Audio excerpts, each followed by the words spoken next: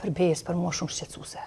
Në fakt, edhe nëse e shikon edhe në kodin penal, paraqet edhe vepër penale. Dhe me thonë, investimet në infrastrukturën e aviacionit janë të domosdoshme, por si që tha edhe kolegu, kërkushti duket s'ka qenë i përgatitur për një fluks të ri të pasagjerëve pas liberalizimit vizave. Dhe kjo është për tu përshëndetur, sepse 33 tek këtij vendi kanë pas pamundur me lëviz, po edhe mërgjimtar të zhdosht me u shërby veç me pagesa edhe me bileta të shtrenjta.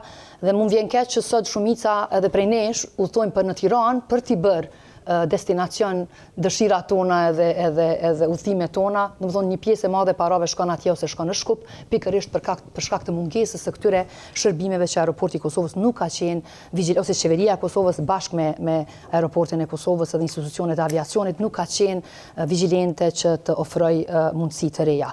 Me gjithë respektin për investimet në pista, sepse janë të domosdoshme, mirëmbajtja e tyre është qark i domosdoshëm i punëve që do të më i bëjë secila qeveri për shkak të sigurisë. Unë po du me ndal vetëm te kjo pjesa e subvencionimit që u përmend prej të dy palëve. Po, subvencionim duhet me pas gjithë që me e zbut rregull dhe me e thith, domethënë një kapital të ri të shërbimeve për qytetarin e Kosovës dhe me nxit zhvillim të ri, por kjo çka ka ndodhur me 2 milionë është për mua shqetësuese sepse është thjesht keq përdorimi i paros publike.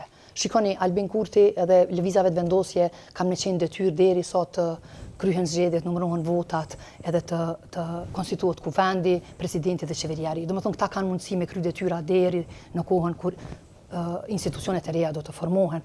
Edhe ky vendim ka pas mundësi me u marrë edhe me 8 qershor.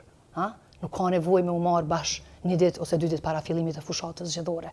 Dhe keqpërdorimi i paras publike në kësaj lloj forme, në emër të masave për mërgatën, përbes për mua shumë shqetësuese. Në fakt, edhe nëse e shikon edhe në kodin penal, paraqet edhe vepër penale nëse në kësaj lloj forme trajtohet taksa e qytetarëve dhe buxheti publik për dëshirat dhe nevojat partijake.